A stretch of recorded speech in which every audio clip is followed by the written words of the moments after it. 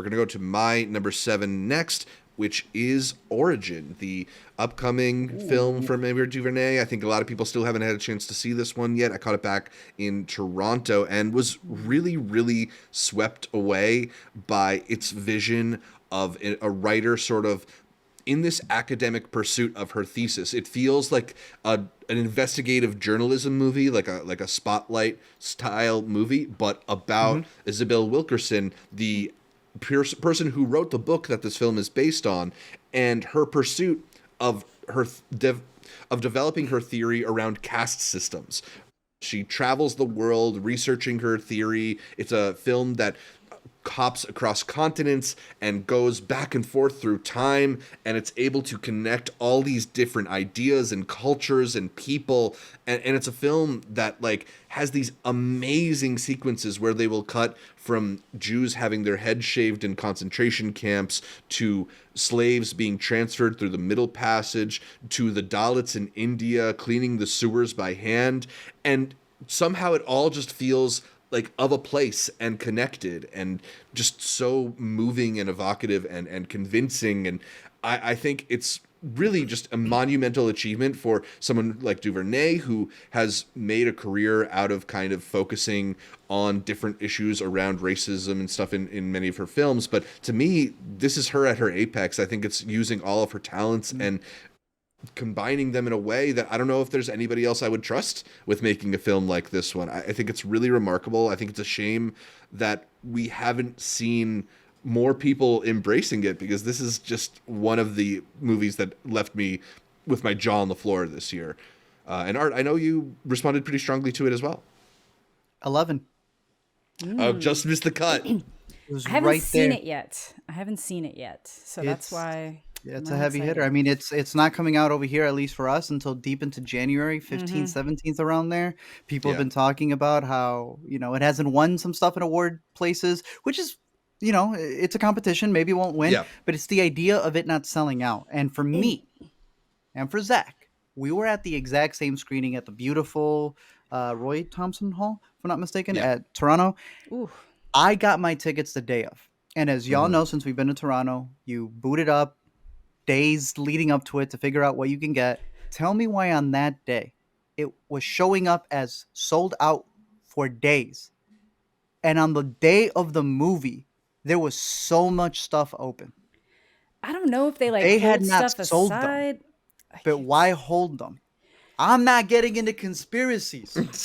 There's something wrong with Roy Thompson, because the same thing happened to me with Dumb Money.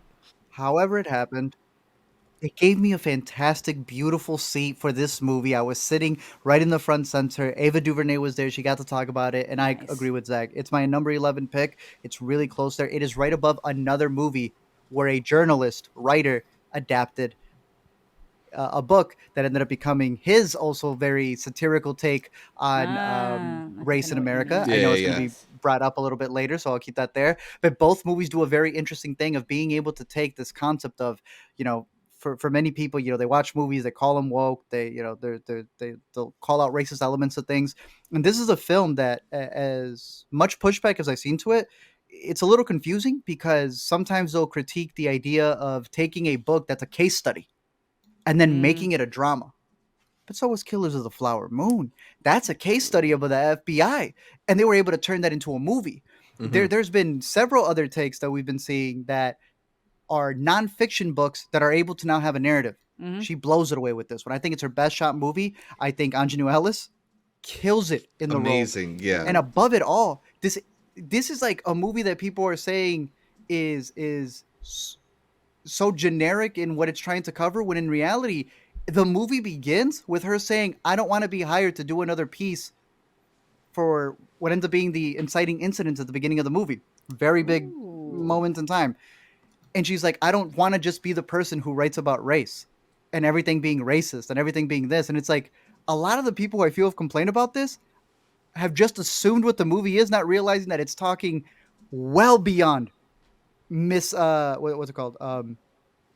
Microaggressions. Microaggressions? Okay, cool. That's something she calls out in the movie. It's like everyone just wants to default to something being racist. What if it's beyond that? And it's like, bro, this is having the conversation. that everybody needs to hear. And like Zach was breaking down, this woman travels to different places while also withholding her own narrative of what's going on with her husband, what's going on in her life, and then going to places where she's not wanted or they don't want to hear what she has to say. There is a big moment halfway through where she makes a connection. This woman picks up a book off of looking at a picture and figures out something in American history that connects to stuff overseas. I took it as the lady who she's arguing with about the Holocaust disrespected her so bad she took it personally. And you get what is not just one of the best movies, but what really is a defining breakdown of the caste system. And it's people were saying that it's like a PowerPoint presentation and such. And there are some moments where she does bring out a whiteboard for herself. There are moments where you do see all the books around her, but it's like almost putting the sources of everything that she's investigating right in front of you. And I think this is one that will stand the test of time because of what it's discussing, because of its approach, and especially because of its performance. Yeah.